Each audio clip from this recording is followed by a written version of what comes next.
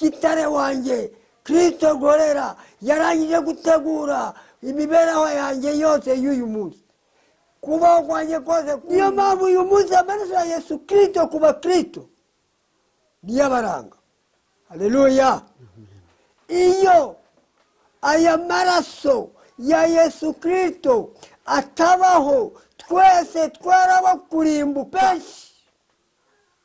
Bavuga ko nishwe n'inzara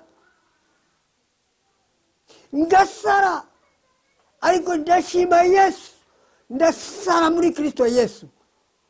Niba narasaze Kristo naramusaze koko, yaransaze wese. Uyu niwe n'aba abadayimoni ndaza kubasenya mu mwanya batangira ubuhamya bose uko ari 10 ngaragaza uburyo bakoresha abantu, kandi abantu bakitirira abakristo bihishe mu itorero bakoreshwa n'abandi. Satani yakoze inama avuga ngo tugenze isi yose, inama nkuru yo mu gihugu cya Gehinomu itambaga isi yose, isanga mu bihugu byose, mu nyumve neza, cyane mu gihugu cy'u Rwanda turasanga imirimo yacu irushaho kwangirika. Atanga amategeko n'amabwiriza, abwiriza ingabo ze z'abadayimoni, mujye mu Rwanda wowe n'ingabo zawe zose. Ngicyo ni igitabo cy'amategeko n'amabwiriza y'ubugome bwose. Mwigishe ubwambanyi budasanzwe, mwigishe ubuhehesi budasanzwe, mwigishe abagabo kwendana, mwigishe nibaryama ku mariri yabo, nibaryama ku mariri yabo barare bikinisha.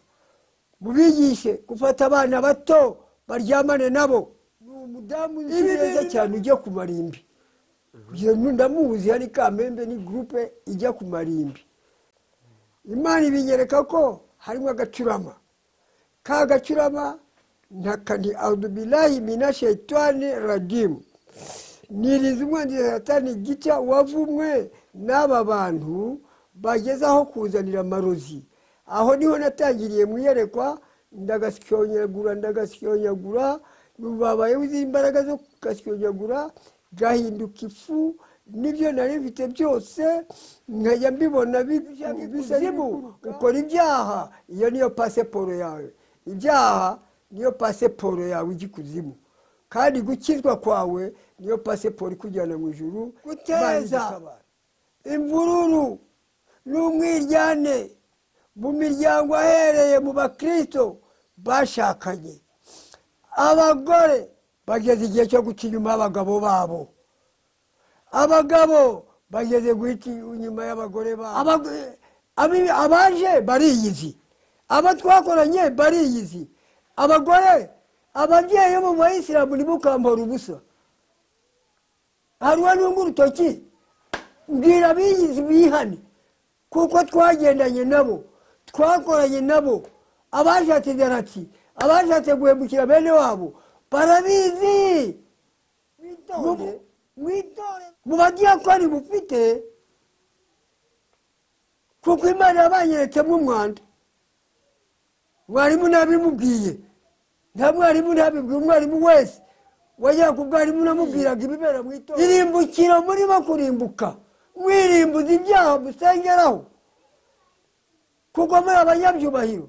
Nta badiyakonikazi mufite bazaga iwanjye, kandi bumvise ko nakijijwe, ahubwo bakagambanira.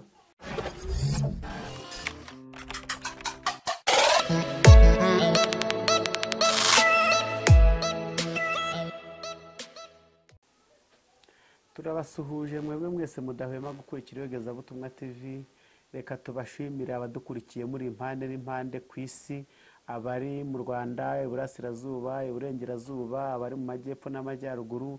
Reka dushimire abadukurikirana bari mu mujyi wa Kigali, by'umwihariko abakoze subscribe badahwema kubona inkuru zacu uko bwije n'uko bukeye. Reka kandi nanone twongere dushimire abadukurikira bari ku mugabane w'Uburayi, abadukurikira bari ku mugabane wa Amerika, abari mu bihugu biri impande n'impande zitandukanye. Iyi sisiteme ya YouTube yatweretse abadukurikira aho mugiye muherereye. Turabashimira ku mwanya wanyu muduhereza uko bwije n'uko bukeye. Turabashimira ku mayinite yanyu mukoresha buri munsi kugira ngo mubashe gukurikirana iri vugabutumwa ritambuka hano ku Iyogezabutumwa TV. Reka tubibutse ko iki kinyamakuru kibereyeho kugira ngo gihuze Imana n'abantu, kinyuraho ijambo ry'Imana riciye mu bakozi bayo, abapastoro, abaririmbyi, abahanuzi, abafite ubuhamya bugiye butandukanye. Reka rero muri aka kanya nk'uko mubibona turi kumwe n'umutumirwa wacu, kuko tujya tubazanira abatumirwa bagiye batandukanye umunsi ku munsi. Ni mushya nibwo bwa mbere aje ku Iyogezabutumwa. Reka ababwire n'uwo ari we. Murakoze. Murakoze. Imana ibahe umugisha abakozi b'Imana. Amazina yanjye nitwa Ndukiye Fideli. Ni kenshi nagiye ntanuka ku macano atandukanye, ariko uyu munsi nejejwe no kuba ngiye gushyira ubutumwa bw'Imana ku mugaragaro. Ndukiye Fideli ni umusaza wahamagawe n'Imana, ndetse intoranyiriza ubutumwa bwayo kubugeza ku bantu bose. Ndashingiye ku itorero runaka, ndashingiye ku idini runaka, ahubwo mu bantu bose hirya no hino mu mahanga yose, nk'uko mwene data amaze kubivuga. Numva nashimira Imana muri iki gitondo uko yangiriye icyizere, nkaba ngiye gukorana Iyogezabutumwa mu karere ka Rusizi. Imana ibahe umugisha. Mana data wa twese uri mu ijuru, mbanje kugushimira umurimo wawe ukomeje guteza imbere. Nyemerera muri iki gitondo ngushimire umunezero ngize wo kuba nagira icyo mpumekera imbere y'ubwoko bwawe. Izina ryawe nirihabwe icyubahiro mu izina rya Yesu Kristo. Ngushimira kuko uri Imana ivuga bikaba, uri Imana isezeranya amasezerano ukayasohoza, uri Imana utegeka bigakomera. Ni mu izina rya Yesu Kristo umwami wacu mbisabye Imana data, nizeye ko iki kiganiro kigiye gufasha abanyarwanda bose aho bari, ndetse n'abanyamahanga, cyane cyane uko bagiye kumenya imigambi ya Satani, bakamenya imihigo y'abadayimoni mu izina rya Yesu Kristo, bakamenya icyo bita karande ku muntu, naho yaba ari hehe, ahariho hose, guhera ku mubyeyi, ku mugore n'umugabo, kugeza ku bana, kuzageza ku buvivi. Ariko amaraso ya Yesu Kristo abayizera bose bakaba batahura n'iyo mivumo ya karande.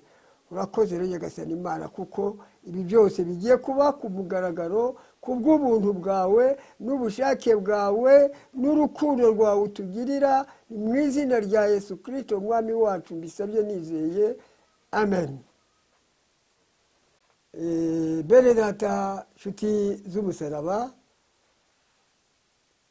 abakunda Imana n'ubwoko bw'Imana bwose, cyangwa abana b'Imana,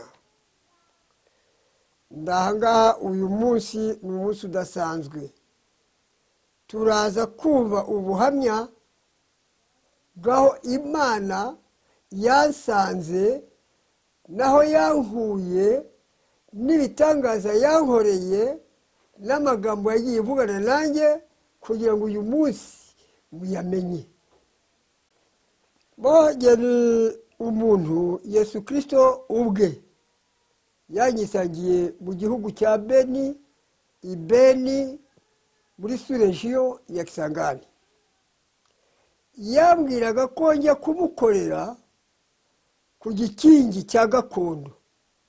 Nkumva ko kujya kuri gakondo ari mu bapfumu, kandi koko iby'abapfumu nari mbizi, twarakoranye nabo byinshi mu mahanga menshi, mu bantu benshi twaganiraga. Cyane cyane nubaga ko hariho ibintu bishobora gufasha umuntu, nko kwambara impigi, kurasaga, abandi bambaraga imigimu nkabona ni nk'utwenda bambaye mu maboko, mu banyamahanga twabanaga nabo. Ibyo nari ntarabyambara, nari ntarabikoraho, usibye ko nari nanyuze mu bapfumu nkumva uko baragura. Hari n'abapfumu bamwe bari barabanje kundasaga indasago, ariko bene data njya kujya muri iri hanga hariho undi mwuka wamfashe. Ubwo nabyinjiyemo nuko nabanye n'abapfumu b'Ikibungo cyane cyane, nkaba nari nzi n'abandi bapfumu, mbese nizeraga imbaraga z'abapfumu mbereye uko nabyumvaga, nkabona n'ibyo abantu bakora, nkumva ko izo mbaraga zihari. Nyamara bitewe nuko nari umuntu wari warabatijwe mu Gaturika mbere, nkaza kuba umwisilamu, nubwo nari umwisilamu ntabwo nabushoboye kugendera kuri ibyo byose ntaratayampiye. Naho nyitereye namaze imyaka 7 mbana na bariya abantu banyita umurozi, nkanabemerera ko ndi umurozi w'abarozi, nitwaje iduwa ya Korani, kuko gusa nizeraga ngo mu Bayisilamu ni abarozi bakomeye, cyangwa se nko kwizera, kuko navuga ngo ntabwo wanyica Imana itanyishe.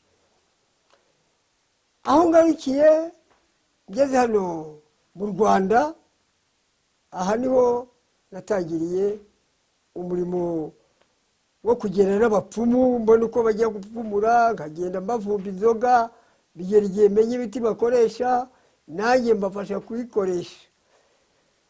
Si byo gusuba inyuma gato, hari aho Imana yambwira ngo ni nanjye kwikorera ku gicumbi cya gakondo. Nubwo natinyaga igicumbi cya gakondo, sinari nzi gakondo yacu yo mu ijuru. Uyu munsi ndahamya neza ko ndi ku gicumbi cya gakondo yo mu ijuru. Imana rero ndayishimira iki? Kuko yambwiye gutwika iriya miti. Mu buryo ki? Gutwika iriya miti byaturutse ku bantu bavaga mu masengesho, bakabwira bati iyi miti ukoresha ntabwo ifite imbaraga, ahubwo haba hari izindi mbaraga zigukoresha. Genda ujye mu bahanuzi, bazaguhanurira, Imana ivugane nawe, ubashe gukorana n'Imana, cyangwa uzakoresha imiti ku burenganzira bw'Imana. Ugakomeza kwizera abapfumu, wahura n'uburwayi runaka ukajya mu bapfumu, nta kindi.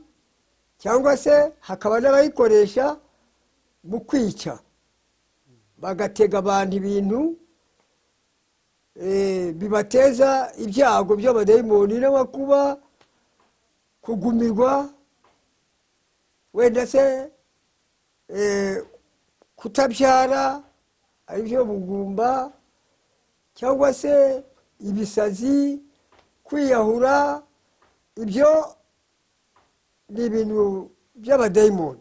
Ari abapfumu bakoresha imitongero, icyo yitumye n'ikikora.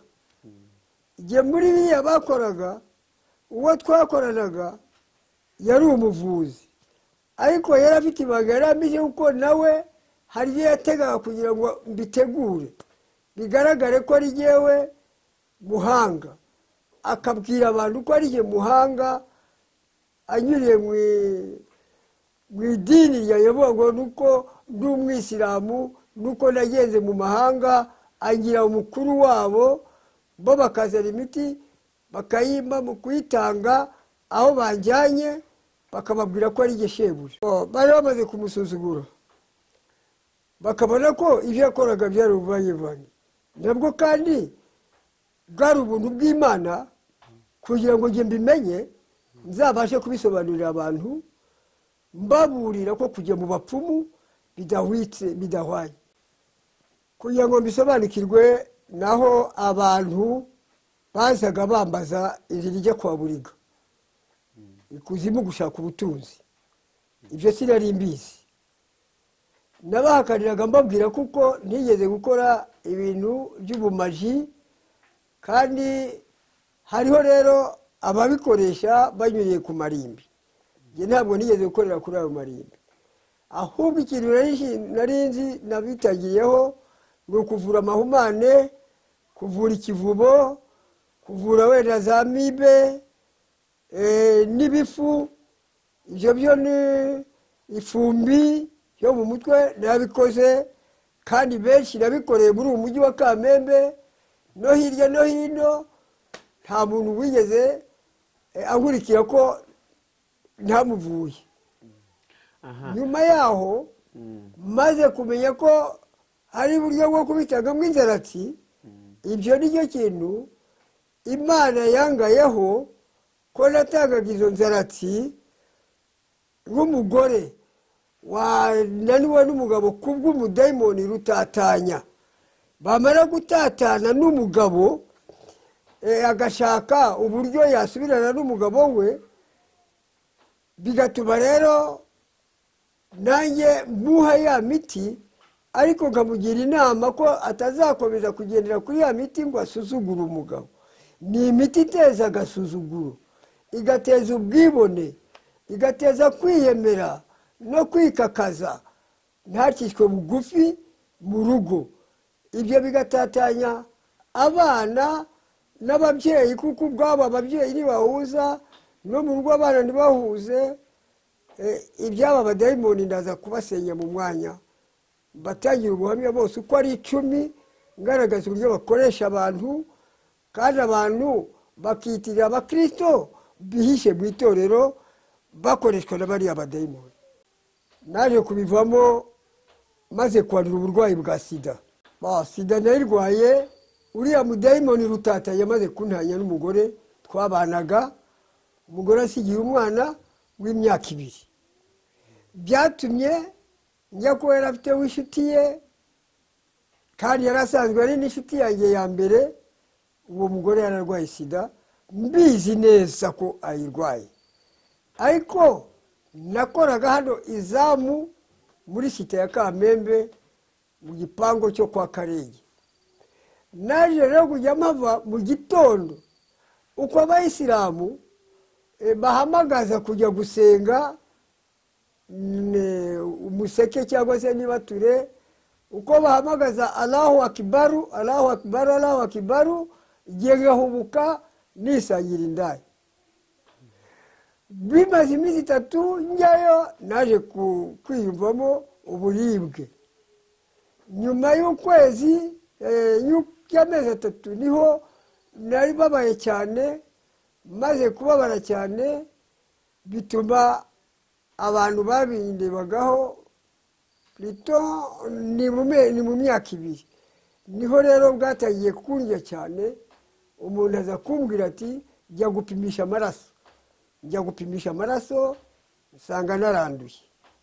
Aho rero niho natangiriye, niho naje kujya ku bahanuzi. Imana imbwira kwihana. Imbwiye kwihana, integeka gutwika ya miti. Nayitwitse ku mugaragaro. Imana yakoresheje abakozi batandukanye. Basanga ngo kwa Papa Salima witwa Idi Samuel, niho natwikiye iyo miti. Na bamwe rero abakozi b'Imana n'ubu barahari, babibonye babavuga butumwa. Hari umudamu andangira ko hari abahanuzi barimo, ndetse uwo Idi ariwe Papa Salima, niwe wari uzwi mu bahanuzi cyane, n'undi mudamu w'umwarimu w'itorero rya ADEPR hano muri Kamembe. Nabo ni Mama Noella, arazwi n'umukozi w'Imana. Hakaba undi wari ku cyapa w'umukozi wa Satani burundu, kandi ari umuhanuzi. Uwo namusanganye na Mayimuna mu cyumba cye, ariho nabanjirije, kuko numvaga ko ahanurira abantu akabarangira inzira y'ubutunzi. We niwe nagiye nikurikiraniye, sinagiye shaka Imana, nagiye shaka izindi mbaraga zampesha ubutunzi. Ngezeyo musanganye n'uwo anyirukana mu cyumba cye, kuko nari muteye ku ngufu yanze kunyingura, mbega nategereje hanze ntiyanyingurira, mutera ku ngufu, mpageze mumusanganye ndagaruka. Ni umudamu nzi neza cyane ujya ku marimbi, ndamuzi, hari Kamembe ni groupe ijya ku marimbi. Ni umudayimoni wo mu mazi. Donc uwo nguwo niwe uhaba bose ubutunzi, kandi nabo bafite abapfumu bagenderamo kugira ngo babahe ziriya mbaraga. Aho mviriyeho niho nagiye kwa Papa Salima. Ngeze kwa Papa Salima, Imana imukoresha ubwayo, imutuma hanze aho nari nicaye, ankura mu bandi, arambwira ati Imana irakuntumye ngo ngusengere, ariko ndagusengera kuki? Banza wihane. Sinari nzi kwihana. Itunganye, sinzi kwitunganya. Noneho abwiye kwicuza, niho namubwiye ndi umupfumu ukoresha imiti ya Kinyarwanda, niba naje kubaza Imana niba ishobora kuba navura gute, niba harimo imiti yo kwica, Imana yindinde yinkureho, kandi niba ari imiti mizima yivuze. Twavuganye amagambo make, aramaze atese urarasaga, ndamwemerera. Arambwira ati icyo ni Imana yanze kandi ikigushakira.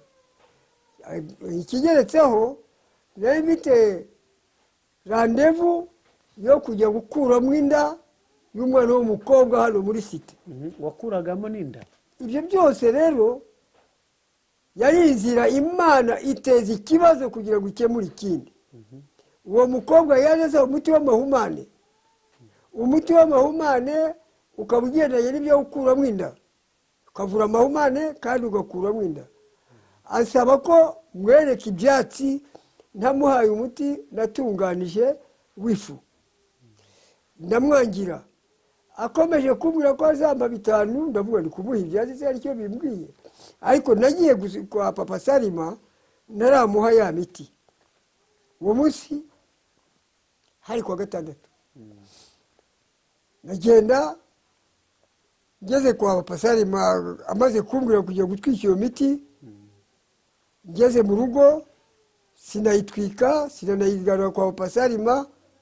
Ubwo bivuga ngo ntabwo namaramaje kuyo natwitse, kuyo najugunye. Iyo narasagishaga gusa yifu niyo najugunye muri wese. Indi yasigaye ni byari ibyatsi narinzi umuntu ashobora guteka mu mazi akabinywa, ko narinzi imiti yo kurasaga gusa n'amasubyo n'ibyuko, ibyo nashoboye kumena muri wese. Ariko mu minsi mike Papa Salima yangarutseho, hashize ukwezi naratinye no gusubira iwe. Imana imuntuma muri site mvuye gusenga kwa gatanu. Imuntuma ko ngomba gusenga amasengesho ya saa sita. Muri saa sita za nijoro nisenga Imana ikansura. Imana igiye kunsura inkisha mu ruganda. Numva ari nkaho ndi mu mashini isekura imyumbati. Numva wese ndapondekanye, ahubwo sinamenye uwo ndiwe. Nakangutse numva nasenzekaye. Biturutse ku muntu nasuhuje afite inkuba yayishushanyije atwaye inkoko, ariko mu buryo yagomba kwitongera ikavamo inkuba. Imana ibinyereka ko harimo agacurama. Ka gacurama ntakandi audubillahi minashaitani rajim. Niriza umwanzi Satani gica wavumwe n'aba bantu bagezaho kuzanira amarozi. Aho niho natangiriye muyerekwa, ndagasyonyagura nubabaye uzi imbaraga zo kugasyonyagura, gahinduka ifu. Nibyo nari mfite byose nkajya mbibona bisa n'ibiguruka, nibyo ari mu bwenge bwanjye no mu maraso, byose numva ngaho binshyizemo. Ariko kubera rwa ruganda naciyemo, nabyutse mu gitondo njya gusanga mwari mu ndema ubwira ngo ansengere. Abo nasanzemo bose mwinjira mu musigiti, nta musilamu n'umwe wasigaye mu musigiti. bose bahise basohokanye buri kibasohoye. Mwarimu ahindukiye wari uyoboye isengesho abura uwamwikiriza nawe arasohoka, ndamukurikira mukurikira arambwira ngo ni abadayimoni banteye nijye kubasengera. Aho gusengera abadayimoni njya kwifatira imiti, ndavuga ni burya bwose ntabwo bari abantu bafite imbaraga zo z'amasengesho. Noneho reka njye gucuruza iyi miti yanjye. Baba wa mukobwa naza ndamuha uyu muti yantumye ame bitanu byanjye, nimara kubinywera bigashira sezere ku nzoga sezere no ku miti. Ubwo nezi ngo niko gusezera ku byaha. Aho kugiye kubisezeraho Imana ikoresha undi mwana aza kumpanurira mu isoko. Ahanuye umutingito nanjye ampanuraho ko imiti mfite ariyo gukuramo inda. Nizera ati byose Imana yabimbujije, ahubwo nijye kubitwikira hahandi Imana yantegetse kubitwika. Ubwo nibwo nagiye guhisha ya miti, ndazamuka njya kwa Papa Salima, nyisize ku mbuga nyanitse, njya kwa Papa Salima ngo kugerageza Imana nanone. Imana rero ni nyembabazi, yambabariye kuri icyo.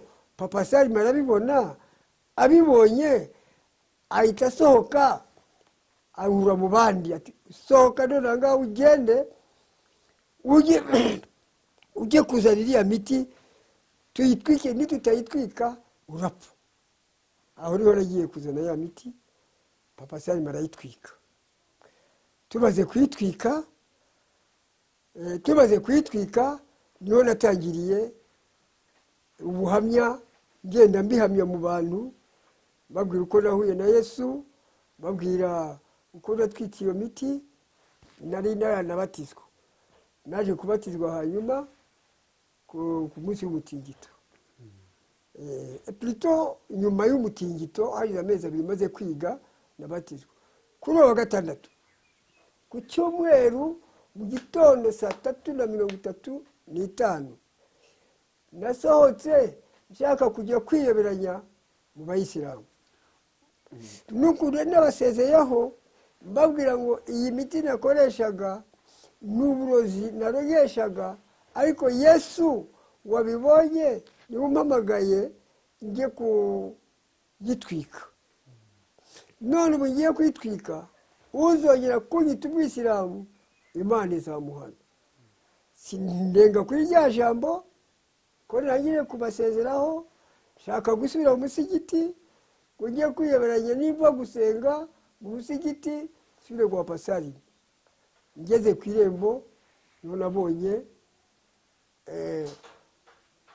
ikimeze nk'umuntu asa n'umuriro, mbona mbese urumuri rukwiye bw'isi yose.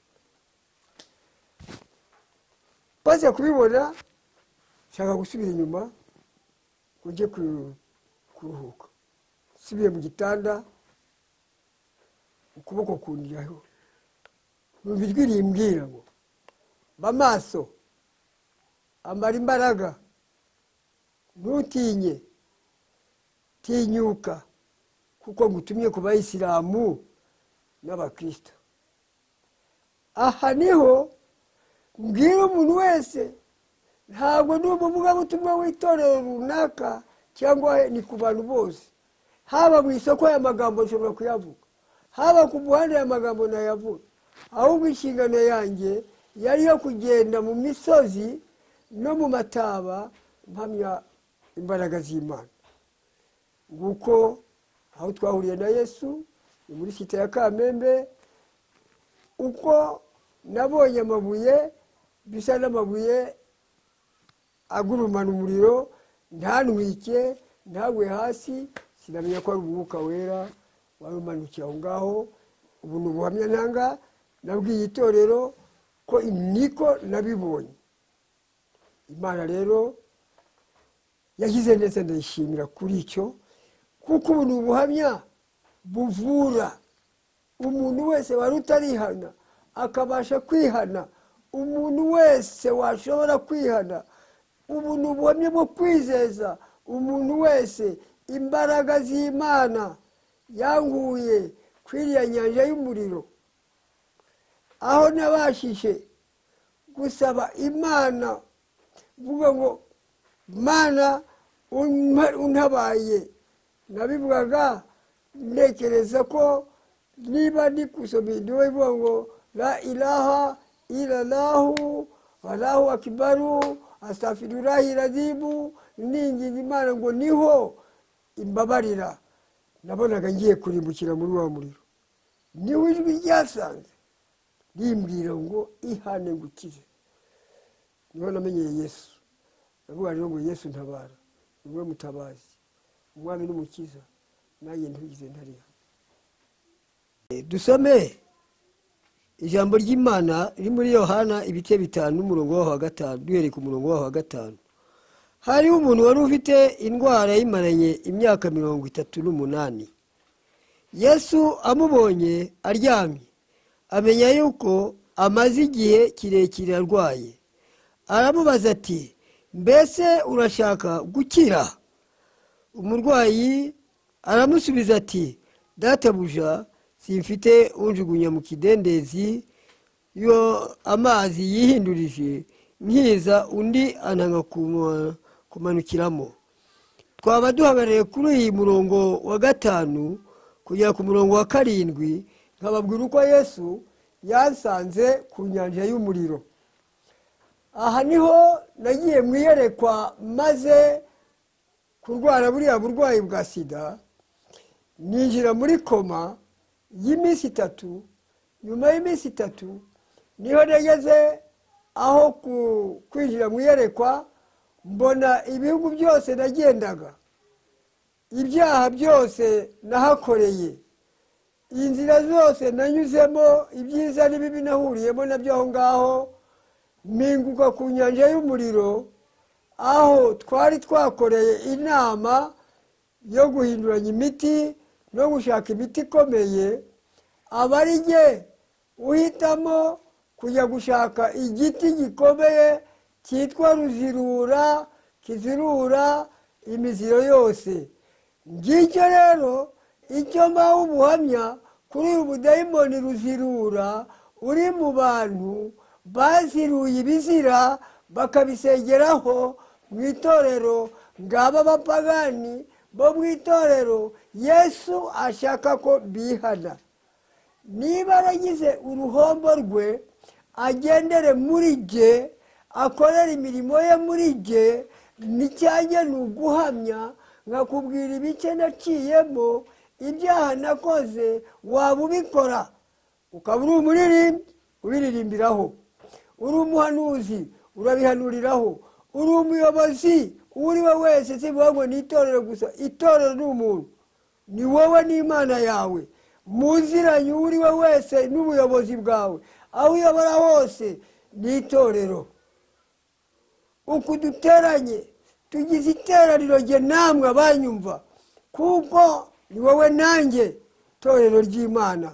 Ntabwo rero mpamya umuntu y'ibyaha nawe nshinja ibyaha, ahubwo uwumva ubuhamya akamenya ko ibi byaha nabikoraga, Yesu akambabarira.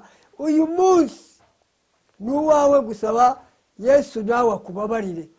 Wowe nawe mwegerane, musabane, umusabe imbabazi, umaramaze kwihana, nukureka ntuzongere, kuko Satani afite umugambi.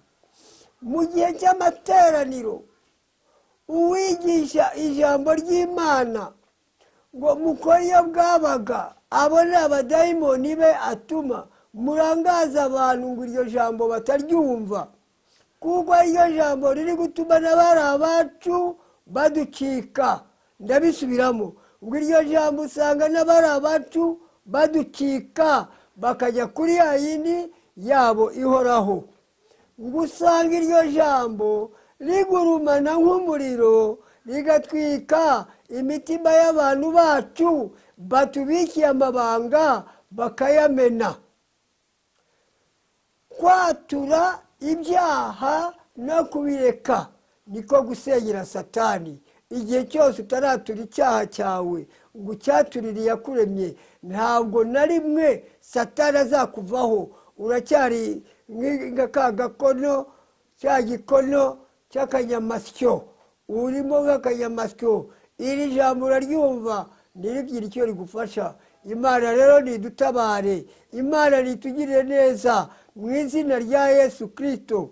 Ngaho rero aho Yesu yasanze, nguko yasanze uyu murwayi kwa cya kidendezi, kuko nanjye muri iri yerekwa narigendeyemo, ari uko nagendaga nsaba Imana imbabazi muri ubu burwayi, ngo imbabarire ne gusiga imfubyi y'imyaka 2 ejo itazitwa umwana w'umurozi.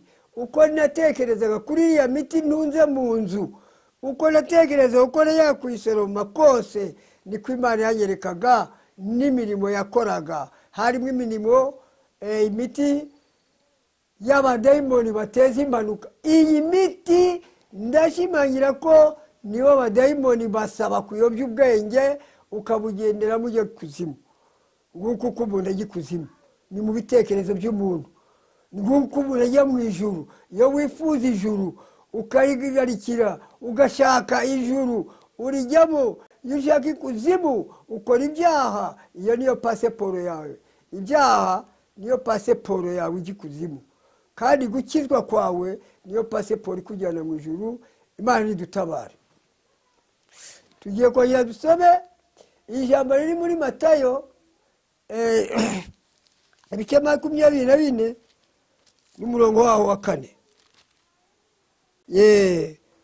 Yesu arabasubiza ati, mwirinde hatagira umuntu ubayobya, kuko benshi bazaza biyita izina ryanjye bati ni jye Kristo. Bazayobya benshi. Muzumva iby'intambara n'impuha z'intambara. Mwirinde mudahagarika imitima, kuko bitazabura kubaho, ariko imperuka izaba itaraza. Ishyanga rizatera irindi shyanga, n'ubwami buzatera ubundi bwami. Hazabaho inzara n'ibishyitsi hamwe na hamwe, ariko ibyo byose bizaba ari intangiriro yo kuramukwa. Ubwo nibwo bazabagambanira ngo mubabazwe, ndetse bazabica.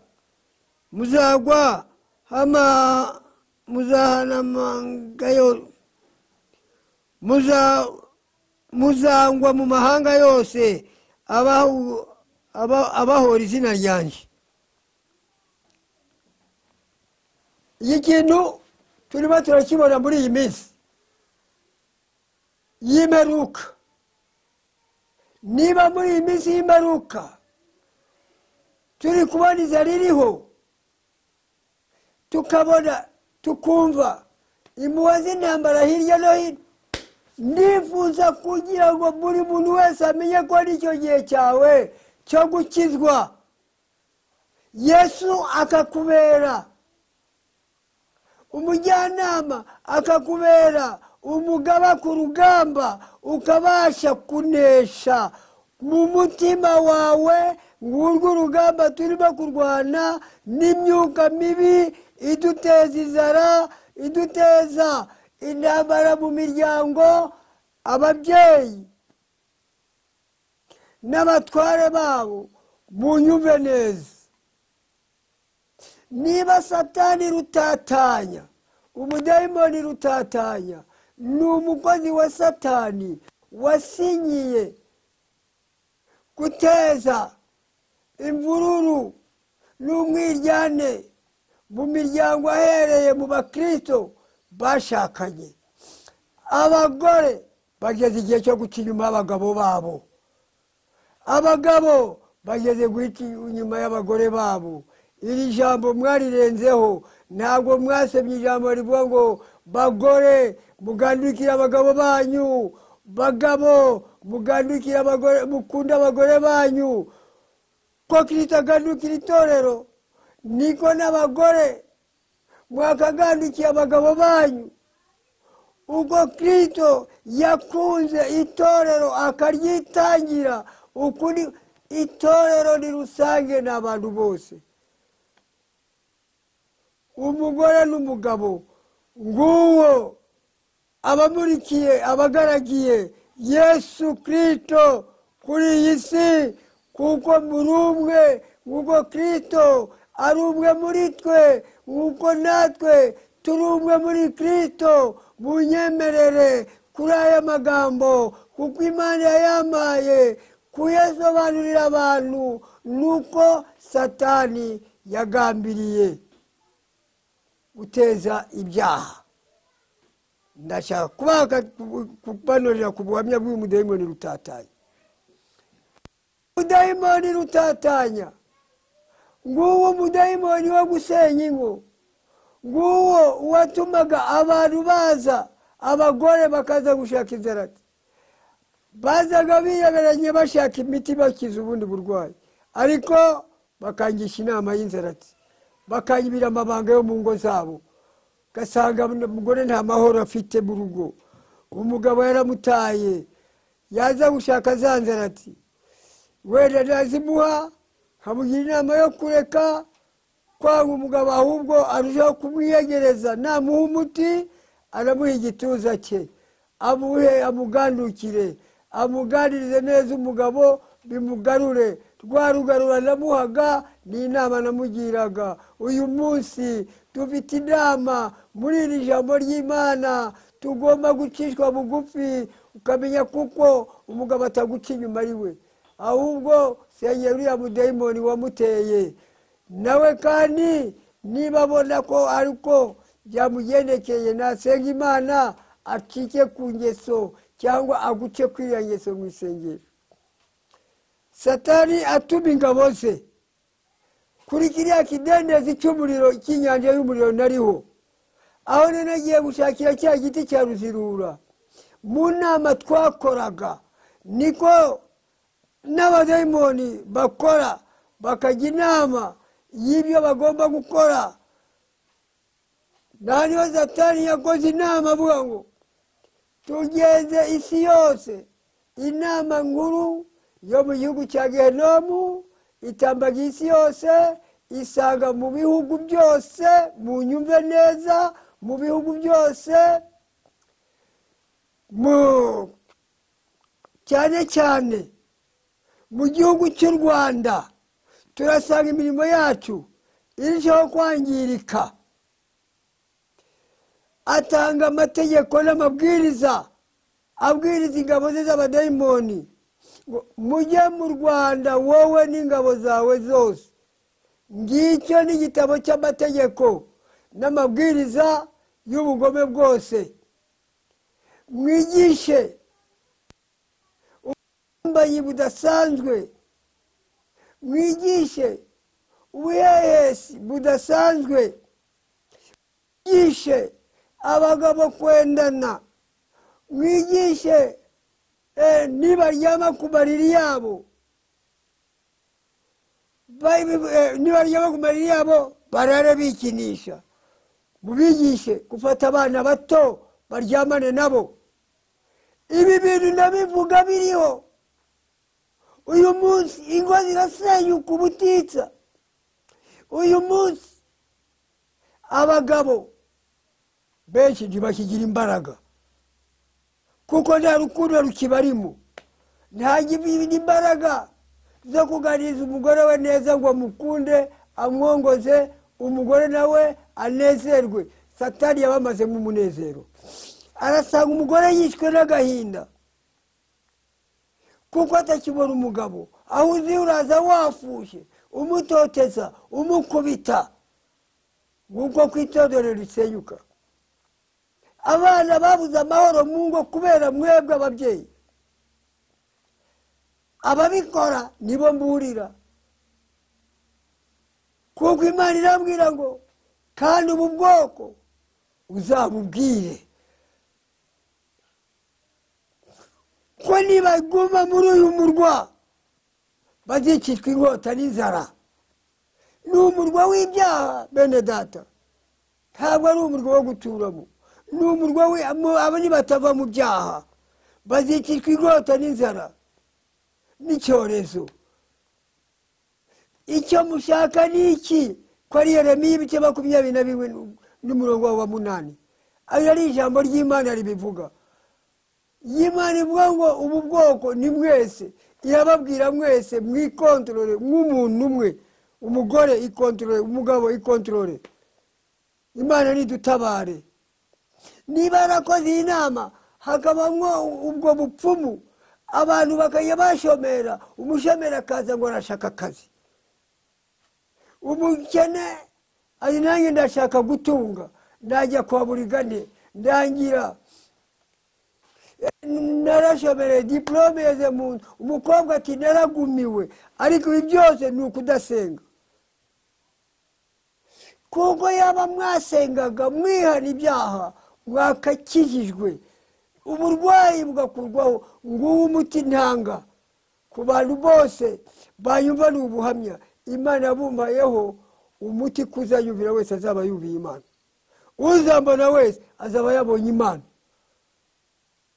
kandi uzizera ko Imana byonyine gusa ataragera no kwa muganga, Imana izamukiza, kuko azaba yayizeye agacishwa bugufi akihana ibyaha byonyine gusa.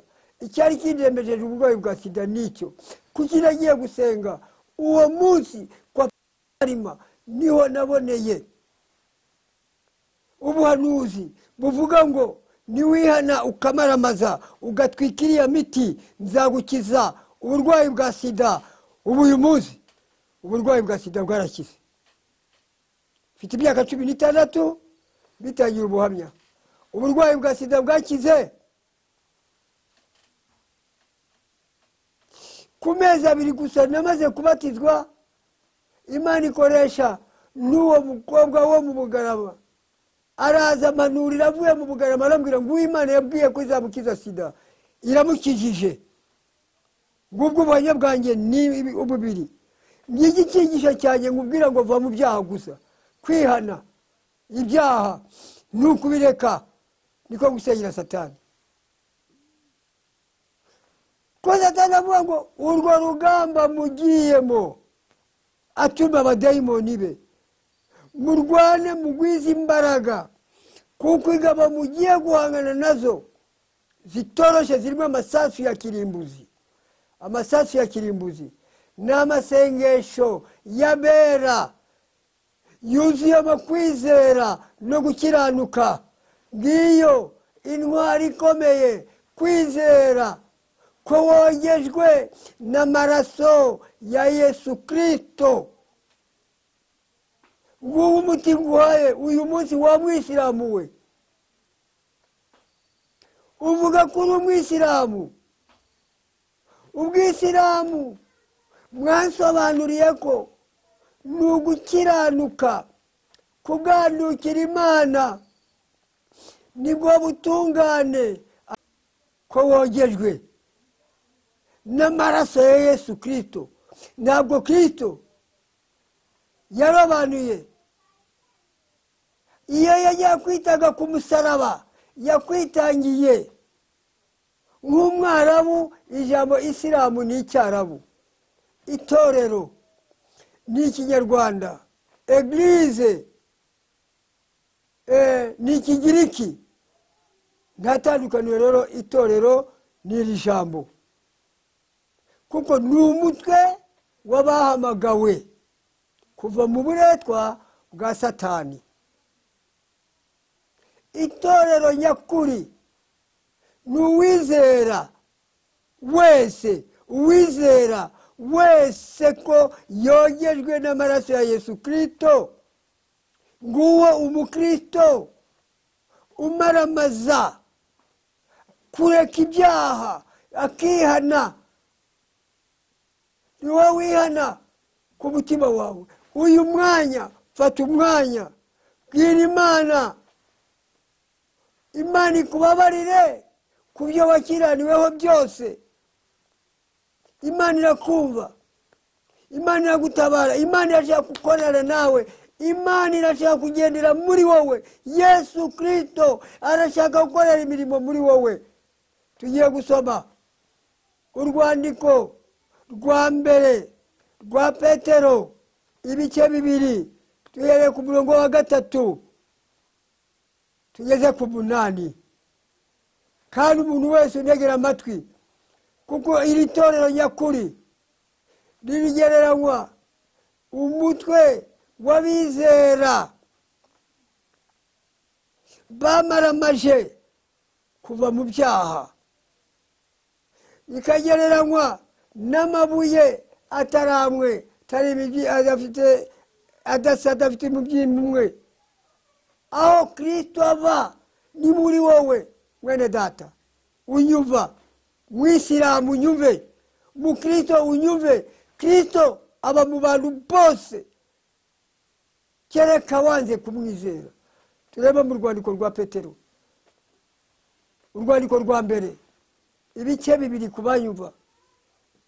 Niba mwarasogongeye mukamenya yuko umwami wacu agira neza, nimumwegere, kuko niwe buye rizima ryanzwe n'abubatsi, ariko ku Mana ribi ry'igiciro cyinshi. Aha Tito yaravuga ngo namwe mwubakwe nk'amabuye mazima. Hari inzira nyinshi yo kubaka uyu murimo, kuko muri twe nimwo Kristo aba, muri twe nimwo Kristo akorera. Fasha mugenzi wawe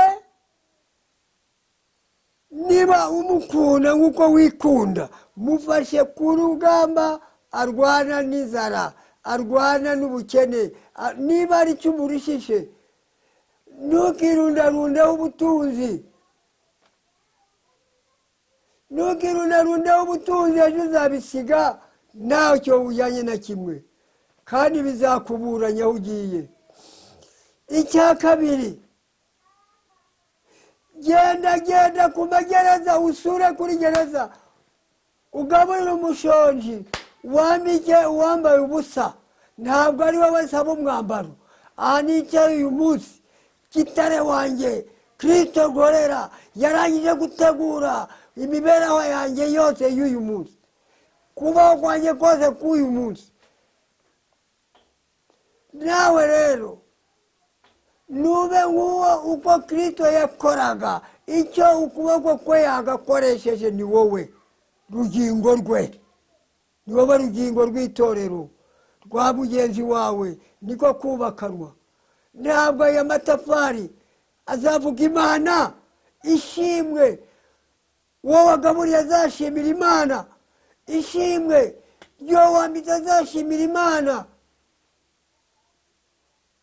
rizaguhesha icyubahiro, kandi nawe rizaguhesha gukiranuka. Iryo shimwe ni iry'Imana.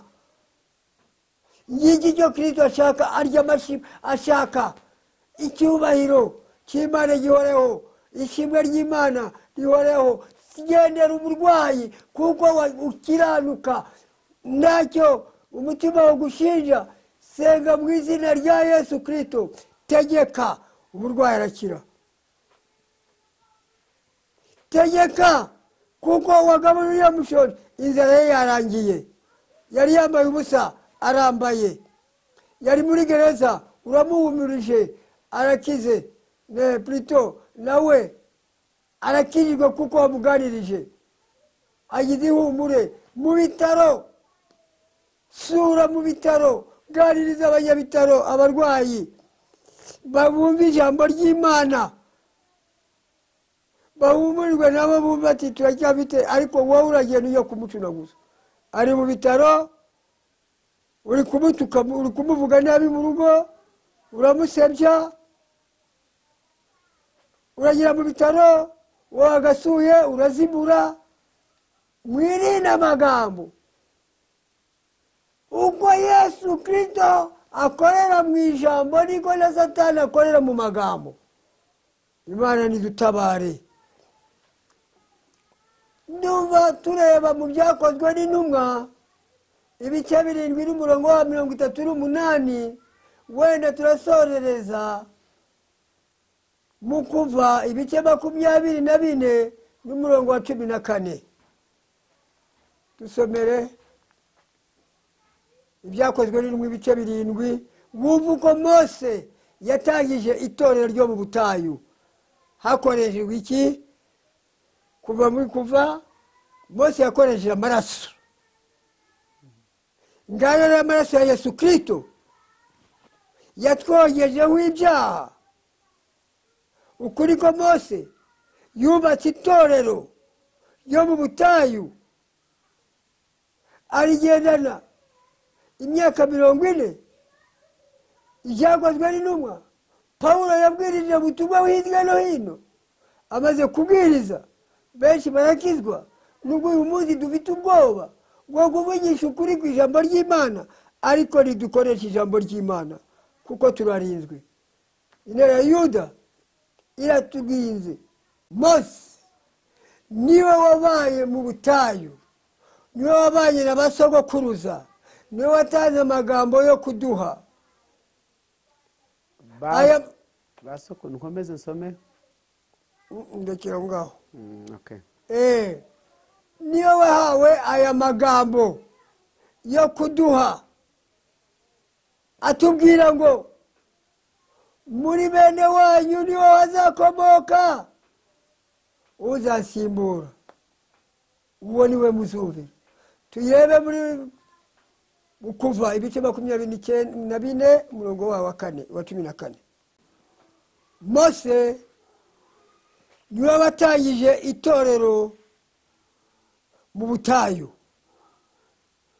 Aya maraso y'iki gitambo yamishijwe ku bantu no ku gicaniro, bagirana isezerano n'Imana. Abayisiraheli bemera ko Uwiteka niwe bazumvira kandi niwe bazakorera. Niyo mpamvu uyu munsi amaraso ya Yesu Kristo ku bakristo niyo abaranga. Haleluya. Iyo aya maraso ya Yesu Kristo atabaho, twese twaraba kurimbuka. Ariko aya maraso ya Yesu Kristo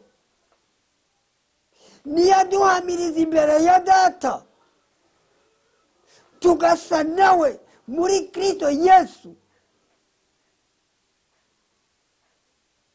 Uko Yesu Kristo ari umwe na se, niko turi umwe na Kristo muri Data. Haleluya. Uyu munsi ndi kwijambo itorero nyakuri, ariko torero rya Kristo.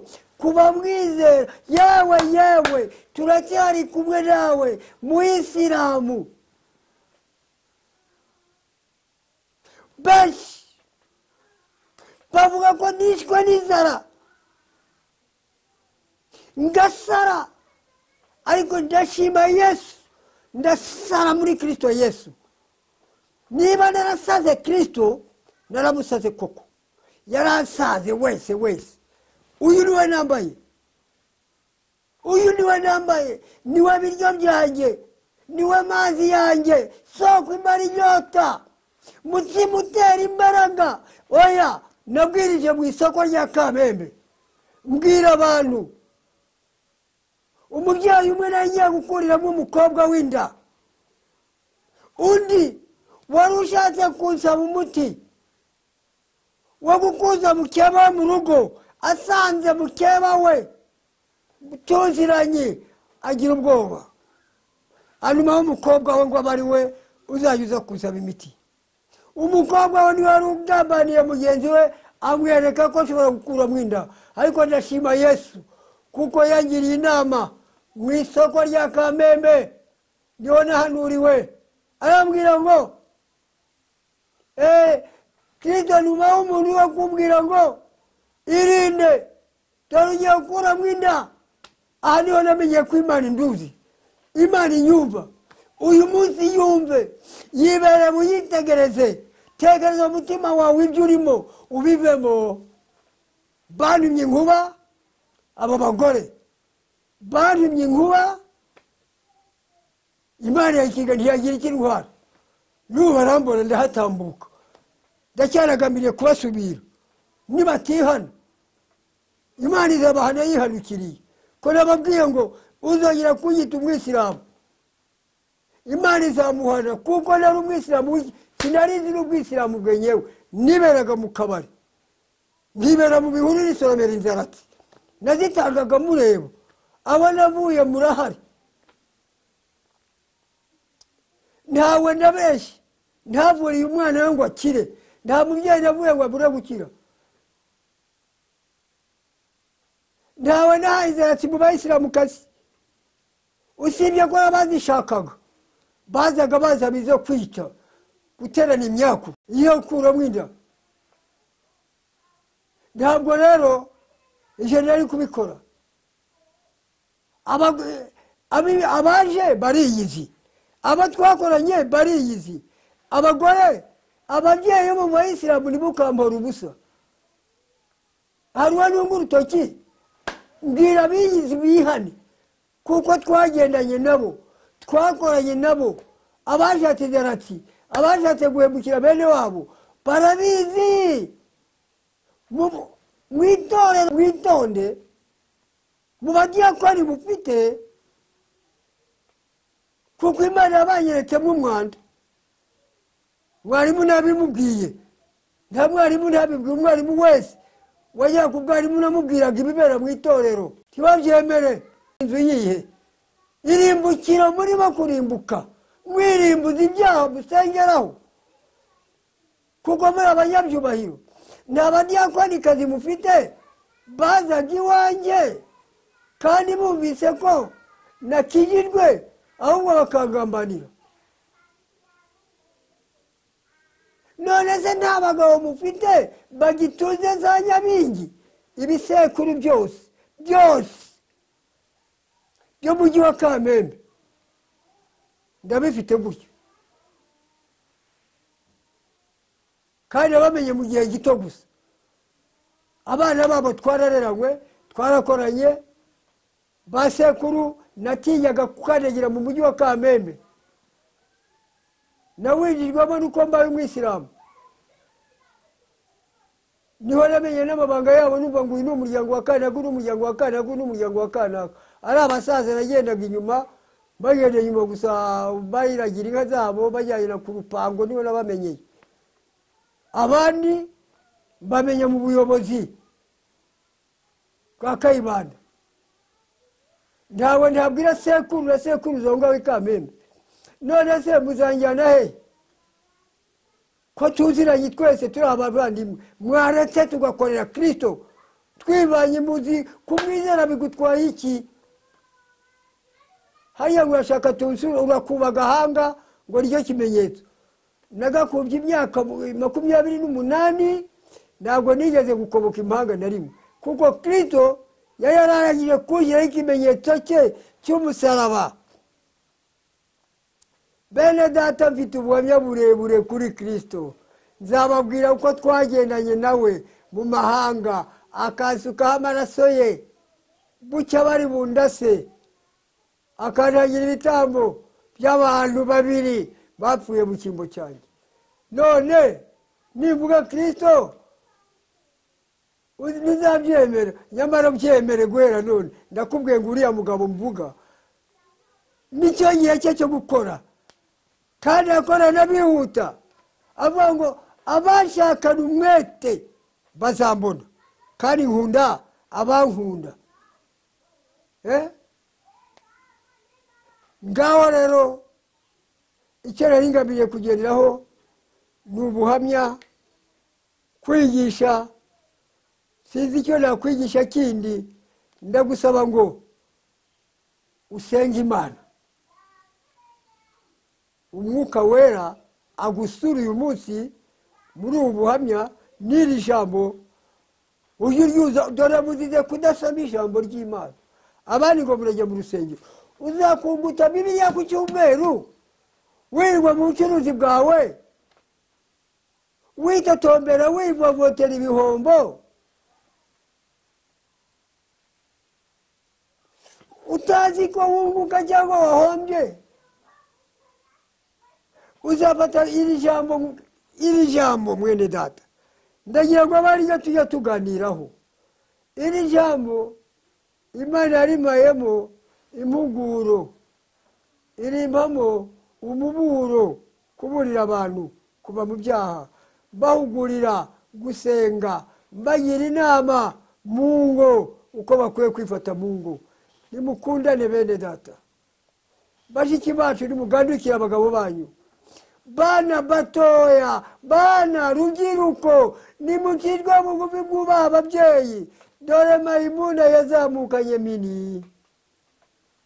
Benshi murimurwa n'ibibero mutagezemo, murimurwa no kureba ibituza bitari ibyanyu.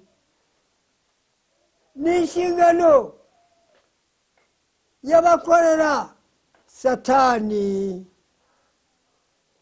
cyane cyane wowe unzi neza cyane bantu mu musharara, mu gipango kwa Karege, umaze gushumura inda. Ntabwo uzi ko ubutaka imetero imwe ari iyacu twese. Urabyibuka neza cyane. Imana yandegeye cya gihe, ukuguru kukabora, kukaga kugasubirana, simugare. Ariko wowe urakoresha inama agatiko k'abantu 6 mwavuze ndahari. Ariko Imana irambwira ngo dore bakwisa umusazi n'umushonji, none ubonye inzara yanjye. Dore ibyo kurya byanjye nibi. Dore ukuyimbarira mu ntoki buri munsi ku muhanda, burya mba ndimo mpagiramo. Byonyine gusa uyimbonana ngo ese uriya aracyabona. Igihe gisoma rero mbazi icyo gikuyemo, ndahumurizwa, ngagira ituze mu mutima wanjye, ngahagiramo, nkanezezwa nuko Imana iri kumwe nanjye, nkanezezwa nuko yagendanye n'Abayisiraheli, ikabigendana nanjye tugiye gusenga Imana. Nyemerera wowe unyumvise, nyemerera wowe turebana umbera itorero, twubakwe. Efeso 6:1 dusoze. Handitse ngo muri we inzu iteranyije neza, abana ntibajye bumvira ababyeyi. Ariko iki gihe umudayimoni utatanya yatatanije abana n'ababyeyi. Abana basigaye bagambirira kwica base, ndetse utarebye neza baramwica. Bice banyine bari kuzira iki? Amasambu. Jewe ibi byose bimperaho, ibi byose bimperaho. Hari ahantu handitse ngo muri we igiteranyije neza, ushakire mu Efeso gusa, uvuga ngo muri we niho duherwa ubushizi bw'amanga kubwo kubwizera. Kwizera nicyo kintu muri iki gihe mfite, kubwira abantu ngo twizere Imana. Nayo izabana natwe, izatwe, kuko tuyegereye niwo mucyo, kuyegera niyo iyi projecteur ndebamo. Turebe umurongo wa 19 mu bice 2. Amen.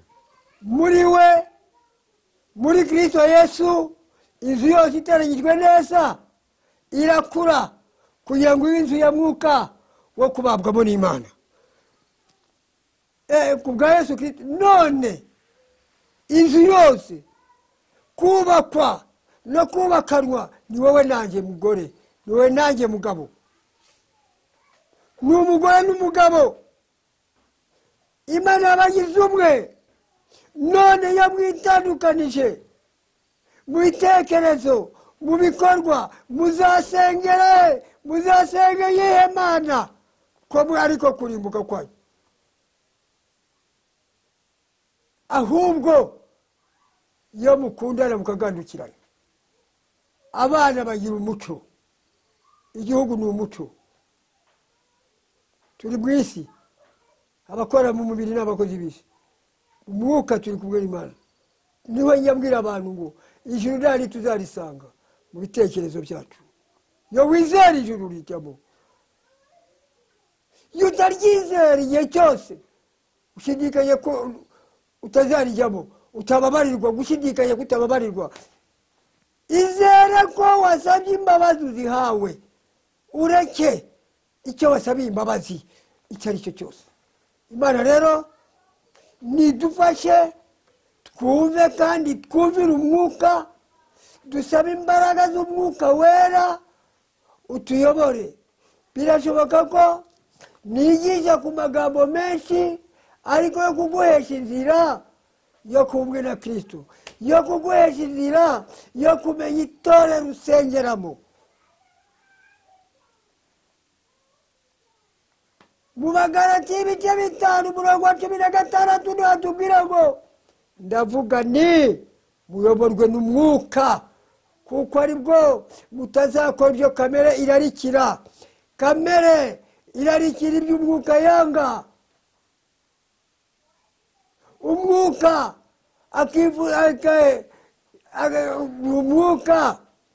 akifuza ibyo kamere yanga. Nicyo gituma kuba ibyo byose bihabanye utabasha gukora ibyo wagakoze. Bene data, nagarariye ku ijambo kwizera.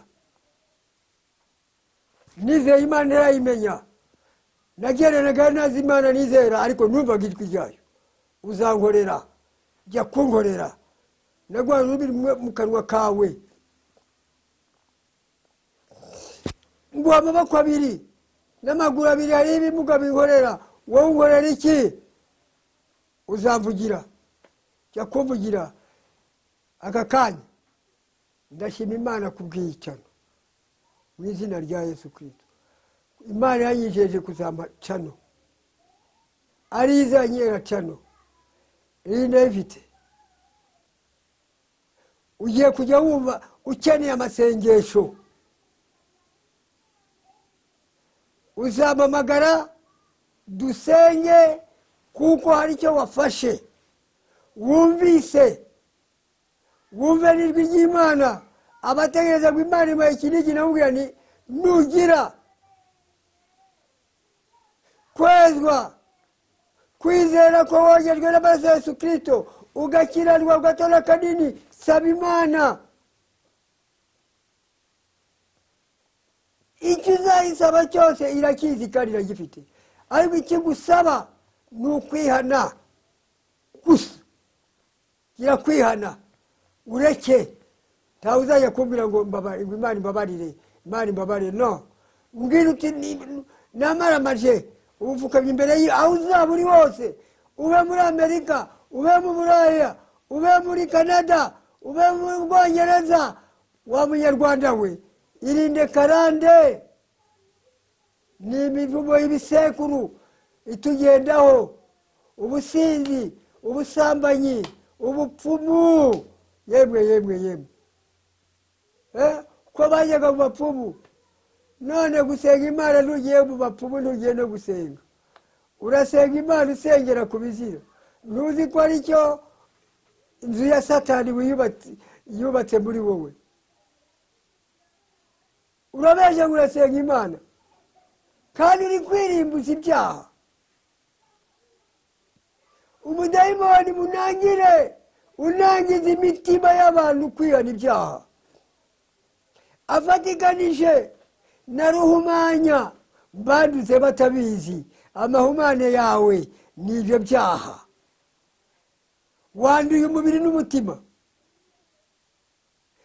Gitumo agutegereje kugutera icumu rye ryitwa muhirike, aguteza impanuka, utungurwe utihariye.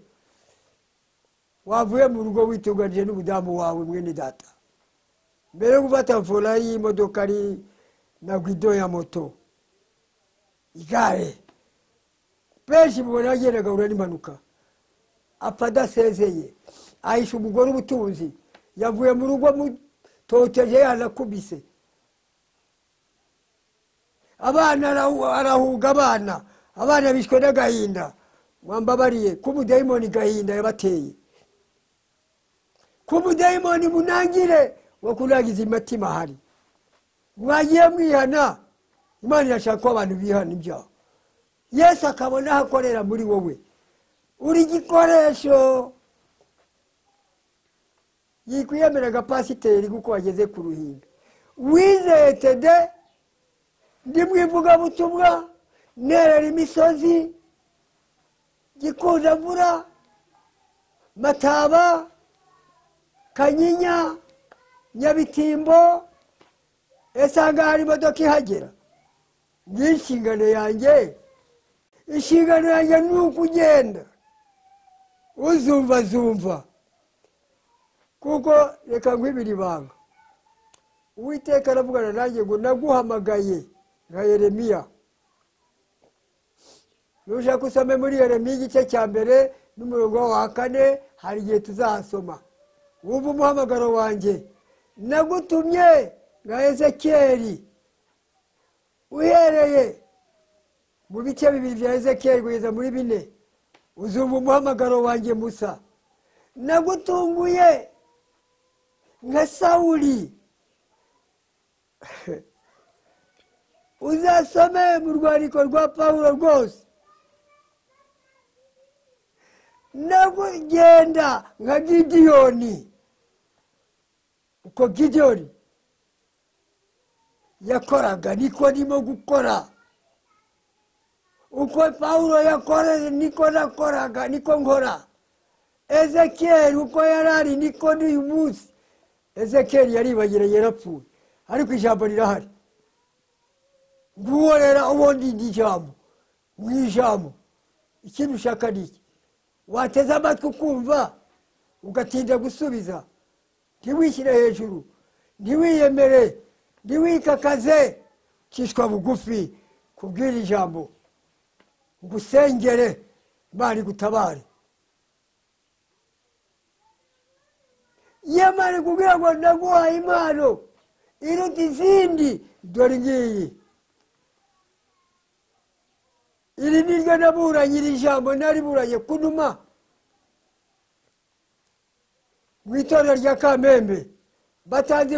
Batanziho ubuhanuzi, nta mpano wampaye. Niyo yavuganye nanjye. Naguhaye impano iruta izindi, ko naguhaye ijambo. Uzumve ko nkubwira amagambo ndahantu, ndakubwira ijambo. Nakugize umwigisha. Guhera ubu ngubu pasiteri tega amatwi wumve. Niba nawe utiga kimwe n'abandi. Nakugize umuganga. Iri jambo ni umuti nguhaye guhera uyu munsi wo kugukiza ibyaha no kugukiza. Wizeye ko ufite kanseri, niwizere ko Yesu Kristo akiza. Wihana ibyaha gusa. Akiza diyabete, agakiza imivuduko, agakiza sida.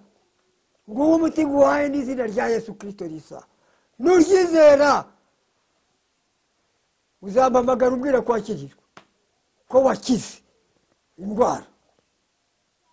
Naguhaye impano yo hugura. Niba ubutumviye impuguro, ntari ikindi zasubizaho.